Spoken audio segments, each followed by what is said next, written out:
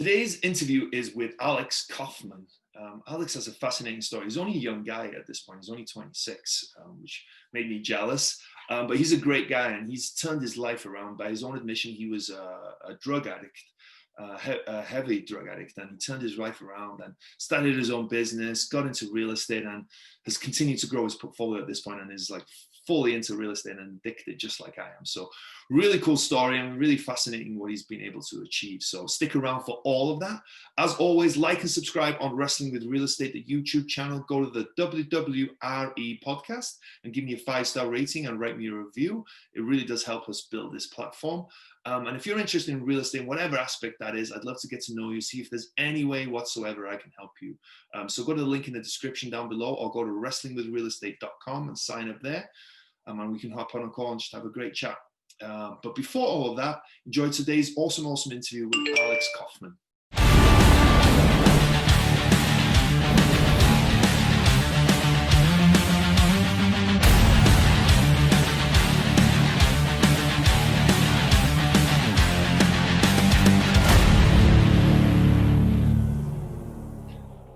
Hello and welcome to Wrestling with Real Estate, where we look to chokeslam all your real estate problems. I'm your host, former WWE wrestler and now Cirque du Soleil performer, and of course, multifamily real estate investor, Barri Griffiths. Now today we're joined by Alex Coffman. Hey, Alex.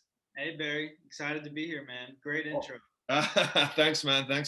I appreciate you making the time. It's New Year's Day here. It's January 1st, 2021, which is nuts in itself to think that. So I'm not sure when this one will be released, but just to give people some context. And Alex, you just scheduled last night, I think, right? So I appreciate it. It was a quick turnaround and excited to this. Great way to start the new year by getting to chat with you, man. So before we dive into the conversation and kind of, talk about real estate and everything that's been going on with you, do you want to give people an idea about your background, what you've been up to, and what your current focus is? Sure. So, over the last 3 to 4 years, really been focusing heavily on real estate investments. And I think the first property we bought was in 2017, 2018, and end of 17, start of 18. And this was a single family home, decided to start small. Yeah. And over the last few years, really been diving heavily, into real estate investing, multifamily, commercial, warehouse, looking to start the first development this year, Matt and I, and now own a real estate brokerage with Matt, who's previously on your show. We own a construction company.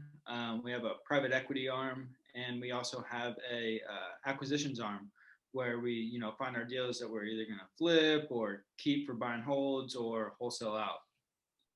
Yeah, awesome. You got quite a bit going on then, right? You're a busy guy. And just to give people an idea, right? How old are you? You told me earlier. How old are you so that people get an idea? Really busy, and I'm 26 years old. Yeah, that's awesome, right? To be going full throttle at 26, man. I wish I was started that young. So that's awesome, man. And to have everything that you have going on as well, right? You guys know what you're doing as well. I think that's awesome. And yeah, I had Matt Tafke on as well. This week, I think Matt's an awesome guy. He's super sharp, super driven as well. So I'm sure you're the same way. But backtrack a little bit before that, right? How you said you've been in real estate 3 or 4 years. So you started maybe when you were 22, 23. How did you start in real estate? Because most people that age, right, you're either just getting out of college or you're just like trying to figure things out, right? The last thing you were thinking about is doing any kind of real estate and any kind of real estate investing. So how did that all come about for you? So it was mostly through Matt. Ever since I was younger, I've always been interested in real estate. Looking at commercial properties and seeing people who were wealthy, who owned real estate. And so I always kind of had some sort of fascination with it, but never really knew how to get into it. And so it really got started with Matt and I investing in the stock market together. Not as like an entity or anything, just individually and discussing it and discussing investments and everything.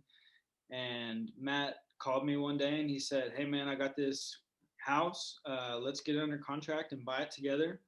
We'll split the costs." And that was how I got into my first deal was just through Matt saying, "Hey, let's go buy this house," and I did.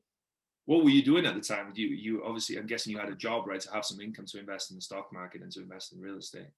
So I owned at the time. I owned my own business. It was called Addiction Management.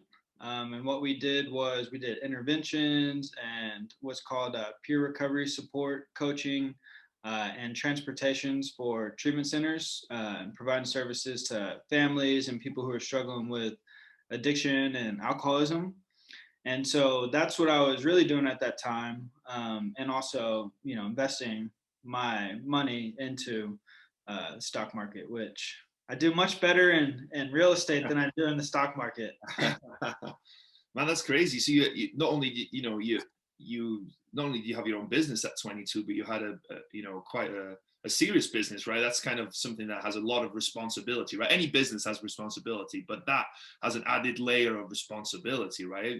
What led you at 22 to kind of start that business? So when I was 21, I got sober myself.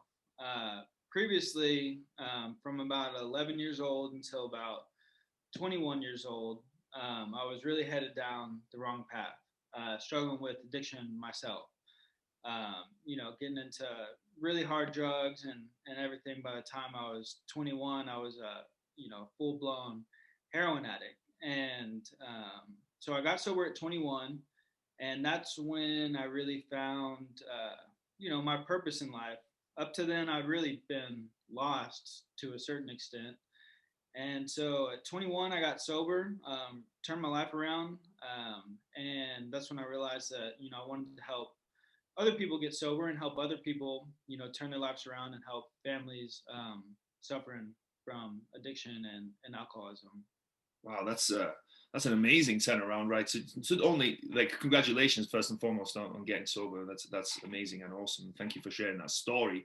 But not only to get sober, but then to then pivot, right, and like do a complete 360, really, right? Like you said, if you're on heavy drugs at that age, to then turn around and start your own business to help other people is amazing.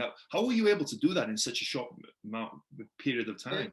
It was a process. So I got sober when I was 21, and at that point in time, I really, I didn't have anything, and it really was starting over from scratch. I mean, all my friends were, like you said, they were in college or about to graduate, and I was sleeping on the top bunk of a bunk bed at a sober living house, working at Firehouse Subs, making $8 an hour, riding my bicycle to work and back every day. But I was the happiest I had ever been, right? And so it was really a slow progression upward from there. There were things that I had to do, like working at Firehouse Subs. It was the job I could get at that time. It was the first job I interviewed at, and I took it and just worked there, saved up my money. At this point in time, I'm in Fort Worth, Texas. I'm from Austin, and this is the first time living outside of Austin. And so I'm living in Fort Worth at a sober living house. And I lived there for about a year, really just getting my, life back on track.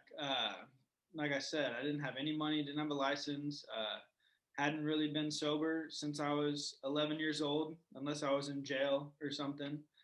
And so just building my life back up, moved back to Austin. I'm saving a lot of the things that I was doing at that point in time really set me up to invest in that first property.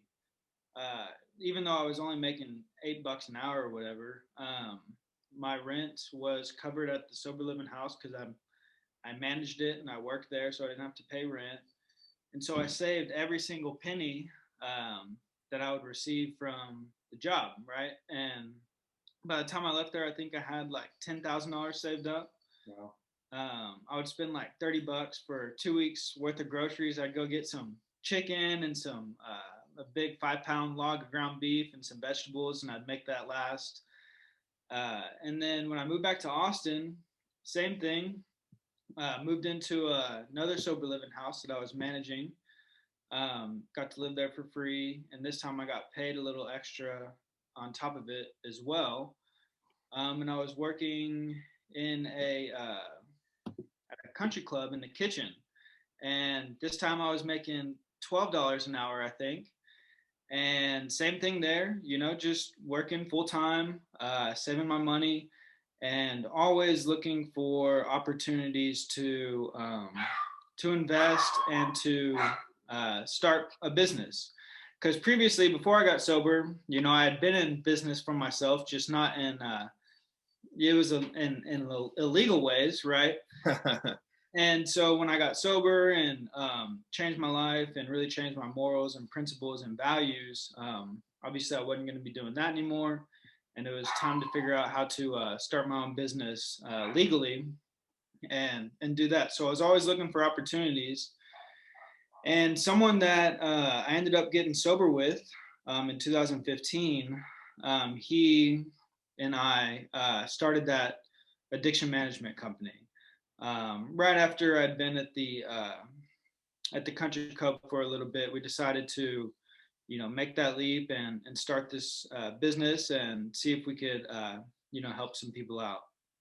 Wow, that's amazing. That's amazing. Just to be able to make that, transition, right? And like, it's just amazing. Like like how, to at that time, right? I guess, like you said, right, you were just happy working at Firehouse, because compared to the life that you'd been living, I'm sure it was just so much better. And sometimes when you live through adversity like that, right, it gives you a lot of hindsight, and not hindsight, gives you a lot of a vision about, an appreciation about life, right? I guess that's different to most people that's just, been trudging through life, I guess, right? Yeah, absolutely. And it's not that I was happy working at Firehouse. Right. I was happy internally, right? And that's all that mattered. So it didn't matter if I was living under a bridge, if I was working at Firehouse Subs, or if I was making $1 million a year. As long as I was taking care of, my happiness internally, I was going to be good no matter where I was at. I always knew that I was meant for better things than Firehouse Subs, but it was just the point I was at, right? Yeah. I knew that it would get better if I continued to stay focused and do the right thing. Yeah. Well, yeah, that's awesome, man. Congratulations, man. That's a cool turnaround that you were able to do. So then you went and invested what little money you had, right, in that first deal. Tell us about that deal. Like, you had any idea about real estate at that point, or were you just kind of trusting Matt at that point? No, it definitely did. Up until that point, I'm pretty sure I was listening to like Grant Cardone, multifamily, Mondays. At that point, I'm listening to Bigger Pockets podcast, YouTube. I think I probably had a couple books. So I understood real estate investing to a certain extent at that point in time, and definitely trusted Matt. Matt had been doing this for probably 7 or 6 years up to that point. So I knew that, if Matt's going in with it with me and he says it's a go, then we're probably good. Yeah. Well, so talk us through that first deal. How much did you buy it for? You guys was it a flip? Was it a rental? It's a buy and hold that we still have today. We initially, I think, a wholesaler had reached out to Matt and asked him if he'd be interested in the property. And I believe we initially got it under contract for $105,000, which is an amazing price here in Austin and Round Rock, even at that time. And it was pretty small though. It was about a little less than 1,000 square feet. I think it was a 3-1. I've actually never been inside the house. So I've driven by it many times, but I've never been inside the house. And so we got under contract for $105,000. And then as we're going through title, there came back a $30,000 HUD lien on the property. So now at this point, we've got it at $135,000. Really, ARV, even present condition, it was probably worth 190, 185 or so. So 185 was an amazing. 105 was an amazing price. Mm-hmm. And I think we convinced the wholesaler to uh, take care of $2,000 worth of that $30,000 lien, and the seller to take care of 2,000. So I believe we bought it for 131,000, all said and done. Okay, and then how much work did it need? We didn't do anything to it. Oh, really? No, nothing. And so at closing, we had already done some pre-marketing to find some tenants. And the day we closed, we had someone move in. And I think we got them in there initially at 1,100 monthly rent. Okay. So what kind of cash flow are you guys getting off that one? Do you remember? Yeah, that first year, not much, because we had a hard money loan on it, and so it was interest only. I believe our mortgage payment, interest only, was about $650 or so. However, we had to pay taxes at the end of the year. We had to pay the insurance, and due to the fact that neither of us, I don't know if Matt's ever been in it either, but neither of us ever set foot in the property. I believe we had a bunch of maintenance requests that first year. And so that really ate into the cash flow. Mm. But how were you paying for these repairs? Were you paying for that out of you guys' cash flow, or did you guys have reserves ready for that? Yeah, we had cash that I don't remember the numbers, but I believe we were definitely negative that first year. Okay. And we had our reserves that if we ever had to put money into it, we would. Yeah. And so you guys did hard money for a year. Was that because it took longer to refinance? Was that always the plan with it, or you guys maybe didn't fully understand? No, so we bought that. I believe we closed in December, and then we did a cash out refi the following September. And that September, it was appraised at 190, and I think we got 75% LTV, so we got about 35,000 cash back. Oh wow, okay. So you ended up being in for not that much money at all then. In the once you did the refinance, you guys were able to pull out all your money? Plus some. So we actually got paid to buy it. Okay, that's awesome. That's not a bad first deal, right? If everyone did those kind of first deal, they'd be pretty happy. So no. Where do you guys? So from there, where did you guys go from there in terms of investments? So from there, we got that cash out refi in September, and then we purchased our second single family home. You want me to run you through the deals? No, that's good. Yeah. So you did another single. Where did multifamily come in? I guess is the question. So second single family September, and then at the end of that year we got a triplex, and then we also bought an eightplex. And then the following couple months after we closed on those, we got a 14-unit mobile home park under contract in South Austin.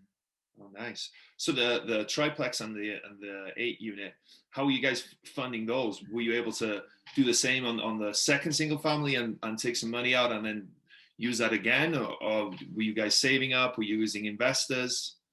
Man, at that point, I was pretty strapped, and this will go to your questions at the end, but we were, Matt offered to loan me the money for the down payment, or part of the down payment for those, and so that's where I got helped out. There was Matt was willing to step in and loan me my portion to take those deals down. Was he kind enough just to loan you, or did you have to pay him an interest fee on that? He was kind enough just to loan it to me, but I didn't really want that loan at all, and actually tried to tell him many times, like, like, I really don't feel comfortable taking this amount of money from you. I'd rather, honestly, I'd be totally fine if you want to go purchase this with somebody else, and they bring their portion. It's not a big deal. And he kept insisting and insisting and insisting, don't worry, I got you. I'll take care of us. I know you'll get me back. I'm not worried about it. And finally, I was like, all right, well, I guess I'd be very stupid not to take this. Yeah, someone's trying to give you money. I insisted on paying him 8% interest every month. Oh wow, that's awesome. Yeah, that's a pretty good deal for him in the end then, right? And then both of you got into the deal. That's pretty cool. What the eight unit, how did you guys find that and what did you guys like about that deal? So that one was brought to us again by another wholesaler. And we liked it because of the numbers. So we got it for 515,000, so about 65 a door or so. And it's in New Braunfels, which is just south of Austin. A very, very hot real estate market. And it's hard to buy a duplex in New Braunfels for definitely under 250. But more so, especially now, closer to 275, 300. And so we were just looking at it at the price per door. I mean, if we were getting it at 65, you can barely buy a duplex for less than 125 a door. It's a no-brainer to go ahead and pull the trigger here. Yeah, yeah. So how did you guys buy that one? Was that a similar case of Matt was helping you on that one, or did you guys get some money from somewhere else for that one? Every single property that we bought together, we initially take it down with hard money. Okay. So we got a hard money loan on that one. I believe it was close to 20% down though. We have such short periods of time to pull the trigger on these. So by the time we got under contract, by the time we closed, I think we had maybe 15 days. And plus it was Christmas and New Year's and the holidays. So we even had less amount of, business days to work on this deal. And so we took it down with hard money. Same with the triplex. Is that because you guys are finding it through wholesalers so that they want to close quickly? Right. So the triplex was on the MLS, but the eightplex was from a wholesaler. Okay. Okay. And then so you guys just based that on the price per door, knowing that it was worth a lot more. Were the rents in the market? Did it need work? What was the story behind it? It needed some work. The units were outdated, but there was either one unit vacant or it was fully occupied, and it was bringing in like 6,500 a month at that point in time. The rents were about 700, 725 a door, and as a tenant would move out over the last year, we would go in and we would rehab the units, and we'd spend about $4,000 to $5,000 per door updating them, and now we get up to 900 a unit. Okay, nice rent bump then. How are you on that one? Did you use hard money to fund the renovation project on that one? Or did you guys just have the cash for that? So we got we were able to utilize a rehab loan from the hard money lender, but it was costing us too much money. And so what we would do is we would take the cash flow, because I believe our mortgage was about 3,300 or so, interest only. Again, we're about to pay the taxes right now. But it was about 3,300, and so we would take the cash flow and we would put extra money in to rehab the units. Oh, nice. So, out of interest, what were you paying the hard money guys for that one? You had to put 20% down, you said, but in terms of points, in terms of interest rate, what were you guys getting? I think we're at 1 point. So it's about a $400,000 loan. I think we're 1 point at closing and 10% interest only. Okay, which isn't terrible for hard money, right? It's like a lot of times it's 3 points and 12%. So that wasn't bad. Again, just to reiterate, people might be thinking, like, why on earth would anyone be paying 10%, right? When you can get a 5% loan and you don't have to pay hardly any points, right? Why would anyone be paying that, right? But it's the convenience, right, and the speed, right? Because hard money they can fund really quickly, right? And you're paying for that speed and convenience and not having the deal underwritten and having to do all the paperwork and go through that whole process? Because a commercial loan can take 60 to 90 days to go through, right, depending on who you're using. So, you guys had to close quick because the wholesaler was selling it, needed to get it off his hands pretty quickly, right? Yeah, that was the main reason that we did it for that one. Typically, if we can get hard money, even if we have time, we will. Things have changed a little bit since COVID, but typically we'll utilize hard money if we can get a really small down payment. So 10% down, 5% down. We'll pay for that over the year to be able to not put it all 20% down up front, 25% down. This one, we weren't able to get the 90% LTV, but we had, like I said, probably about 10 business days to get everything we needed with the hard money lender, the seller, the wholesaler, title to be able to get this thing closed.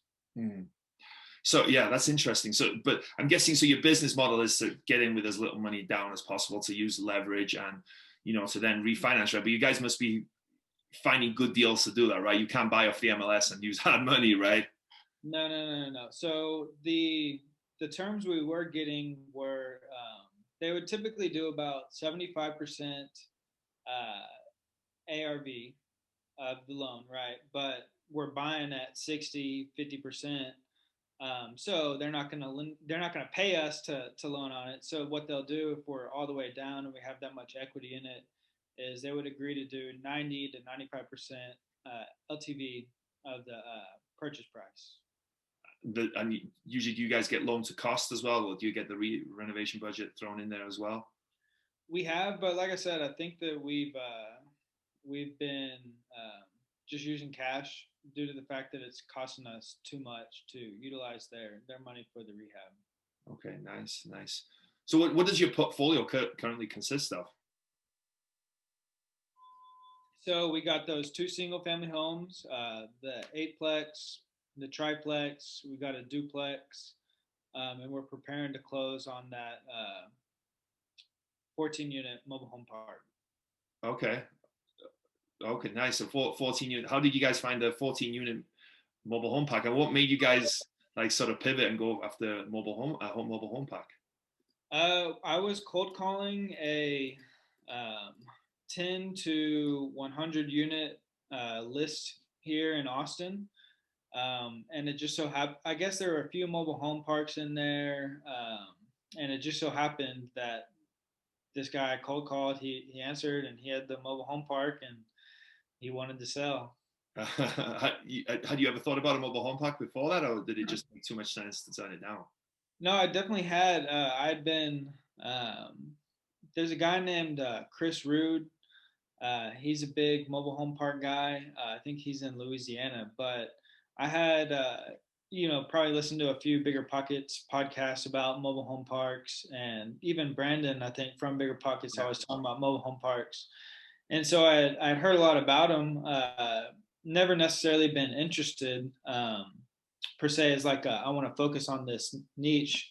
But that's kind of my background of mobile homes at that point. What did you like about this deal then? Because it's one thing for someone to say, yeah, I'll sell my mobile home park, but what was it about this deal that made you guys go, okay, we want to take this one? So it's really good location. It's about 5 to 10 minutes from downtown Austin. It was, what the seller said was 3.45 acres. It had 14 units.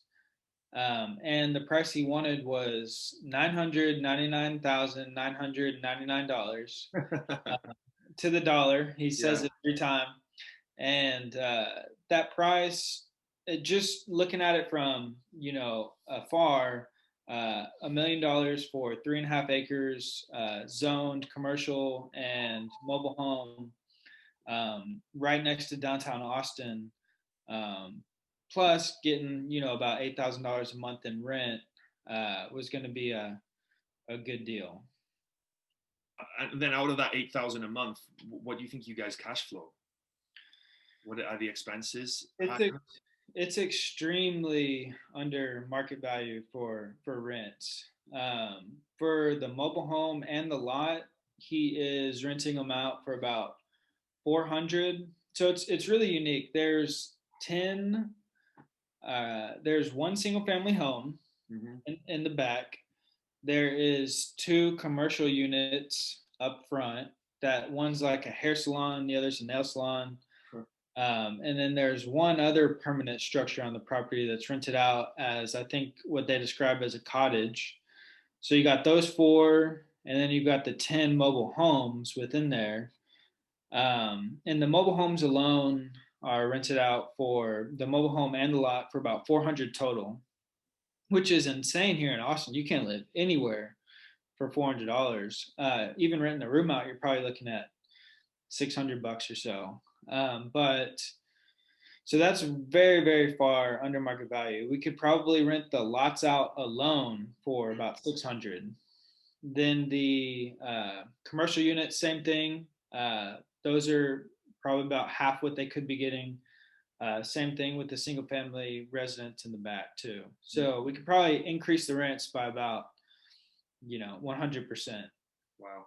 The hair salon and the nail salon. When did you close? Did you buy it pre-pandemic? When did you guys close on this? We actually haven't closed yet. Oh, okay.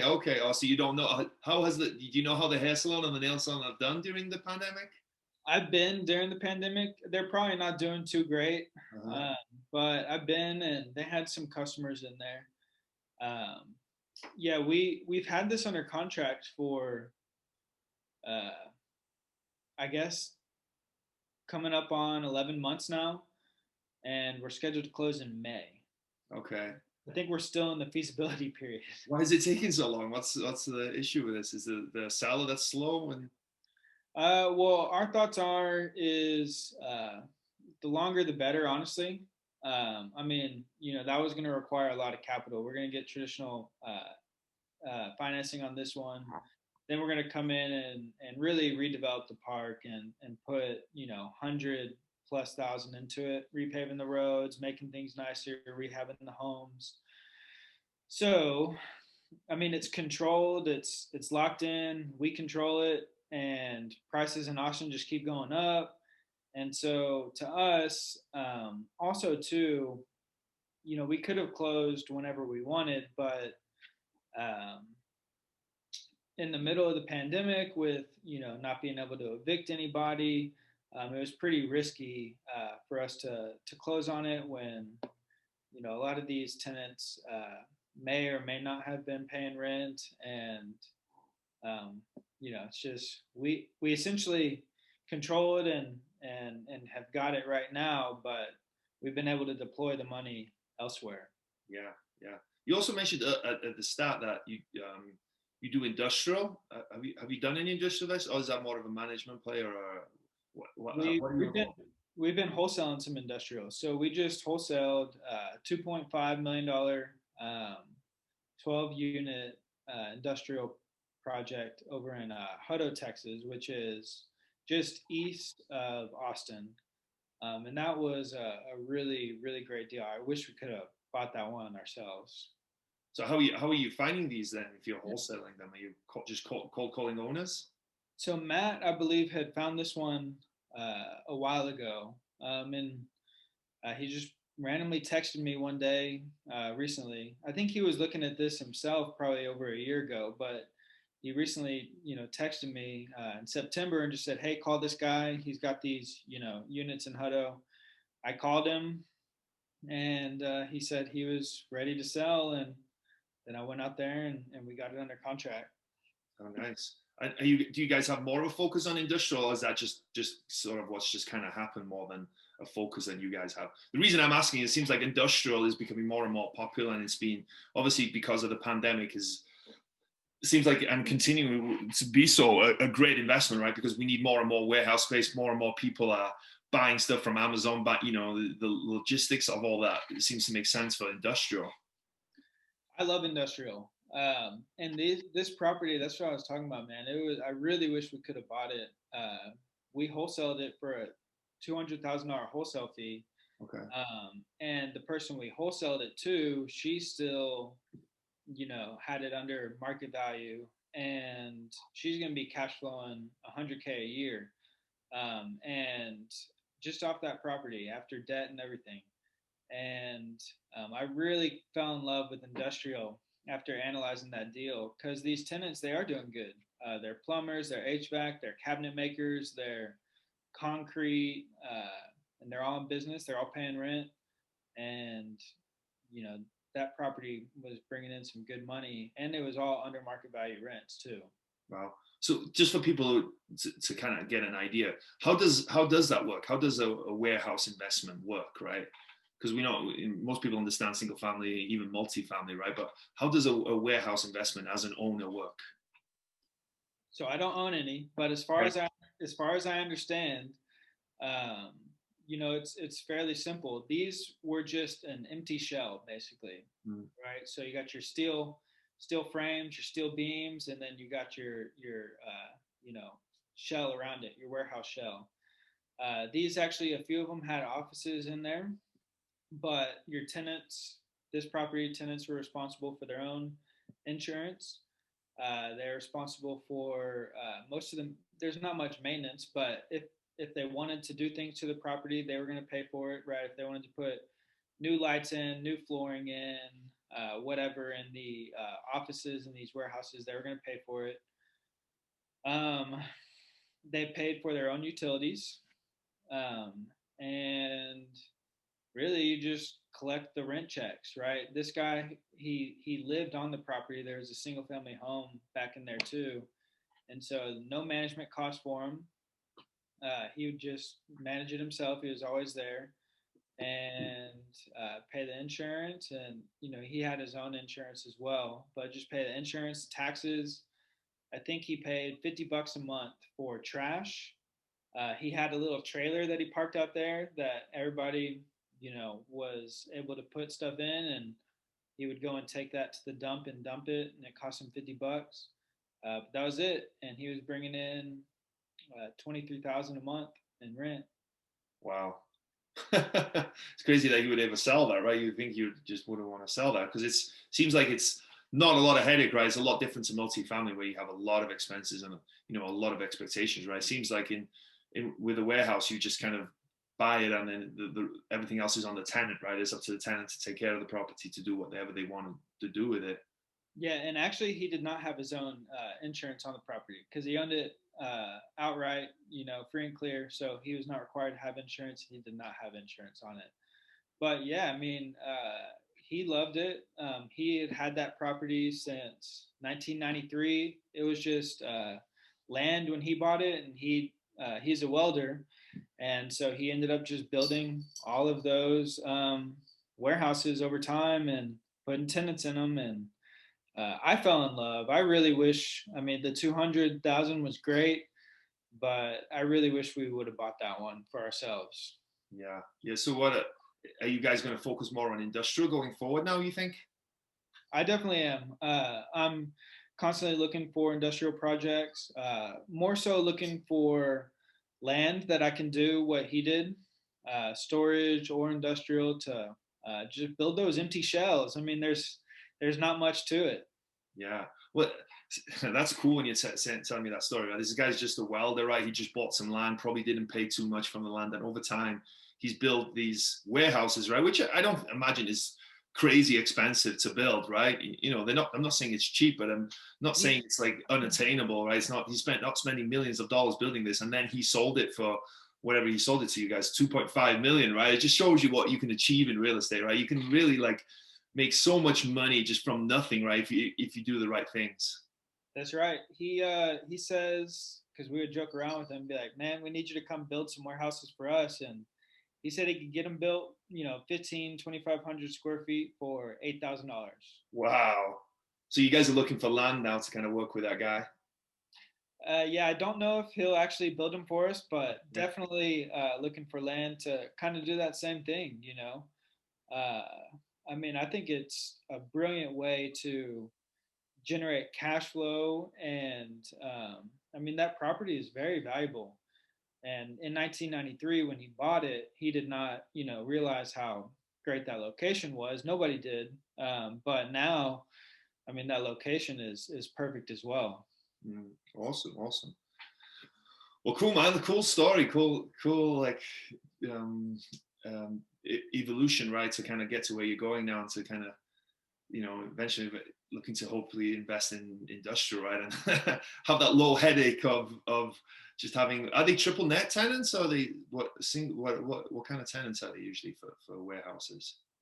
What Uh, lease is it? What kind of lease is it? I guess is what I'm asking. it's a commercial lease. I think obviously you can structure it however you want. I would prefer to have the triple net leases in place. Okay, yeah. Well, cool, man. Well, as this show is called Wrestling with Real Estate, I like to incorporate some wrestling related real estate questions. So the first one is, what would your wrestling name be if you picked one for yourself?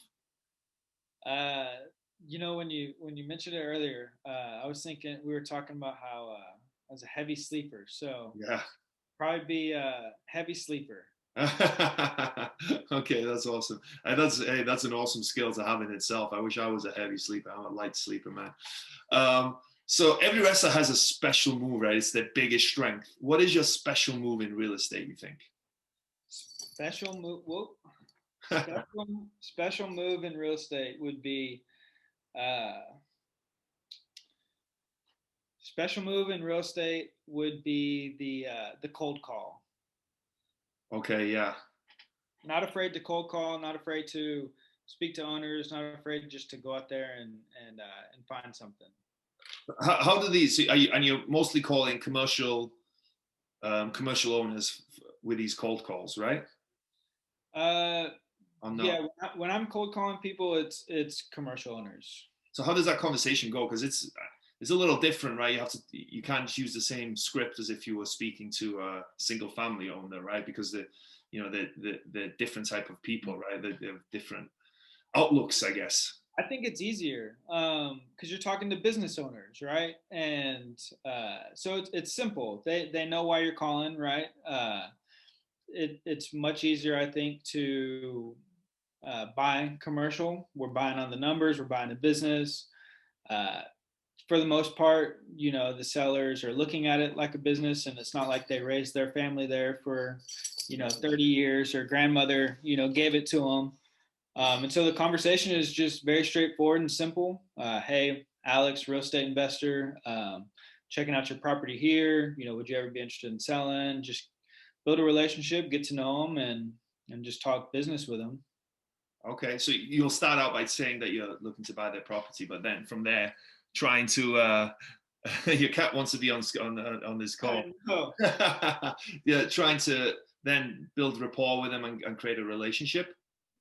yeah. Just let them know why I'm calling, and try and learn more about the property, learn more about their situation, build some rapport with them. I'm not calling them and giving them a number. Typically, I don't know much about them, right?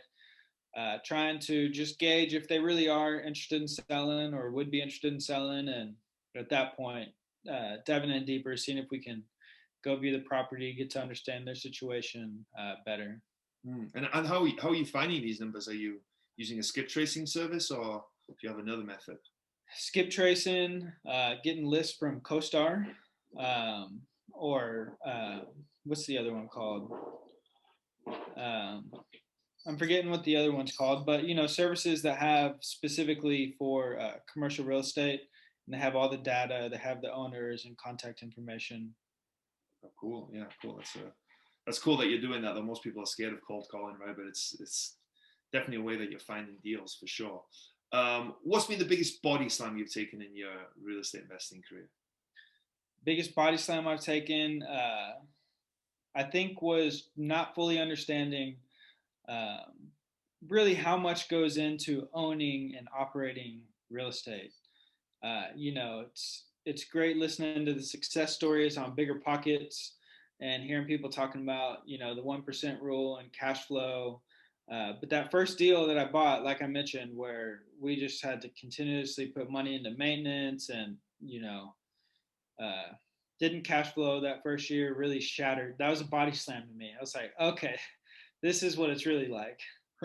Well, so what would you have done differently on that first deal? Would you have gone inside and done more of an inspection? Would you have negotiated a lower price? Would you have not done the deal? No, it was a great deal. I just had a naive perspective of, okay, well, we bought this property, we're getting this much in rent, we should cash flow. But things never go according to plan, and we've made plenty of money on that deal, and we're in it for nothing, and pulled all of our cash out, and we're cash flowing now. So it was a great deal. It was just uh, not what I expected, or not as easy as I expected it would be. Yeah, it never really is like a lot of times, right? So was there a moment that you were standing on the top rope getting ready to jump, but you were too scared? What was it and how did you overcome it? So that was that point in time that I was talking about where Matt was offering me like $45,000 as a loan to buy these properties with him. And, of course, I didn't have the cash, and nothing's guaranteed in business. And so I always look at it as if I'm not going to receive any money from any of my businesses moving forward, and wasn't sure how I was going to pay him back. And really just trusted in him, and trusted in myself of being able to know that I'll be able to pay him back pretty quickly. And just went for the jump. But I really didn't want to be in that position. I really don't like owing anybody money, especially a friend. It's a little more different than a bank who I have a regular payment to, every single month. And so that was standing at the top rope, and just decided to jump. I'm sure you're glad that you did, though. It kind of worked out, it seems like. Absolutely. I mean, that was had I not decided to accept that from Matt, a lot has changed since then, and I don't know if we would be or if I would be in the position I'm in today, had I not decided to take that from him and take that risk with him, and go for the deal. Yeah. You got a good friend there, that's for sure. That's pretty cool. I need some more friends that's going to give me money. Man, cool story, man, and like awesome what you've overcame, and like what you've achieved and where you are now, and like the continued trajectory that you have, right, for success and to continue to grow, man. Thank you so much for sharing everything, and I really appreciated that. But before we end this call, do you want to give people an idea where they can find out more about you if they want to reach out and get in touch with you? How can they do so? Yeah.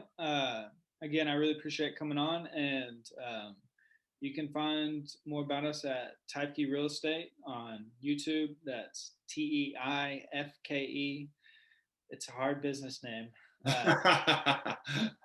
Typke Real Estate at YouTube. Same on Facebook, Instagram. We're truly here to help anybody and everybody. We're not gonna, sell you on programs that you need to sign up for or anything like that. We really just want to add value and help, just like you're doing here. Awesome. Well, thanks for sharing your story, and thanks for sharing everything that you've been through in real estate, man. It's a cool story for sure. So have an awesome 2021, man. It's been a pleasure talking to you, and yeah, enjoy the rest of your day. All right. Thank you. You too.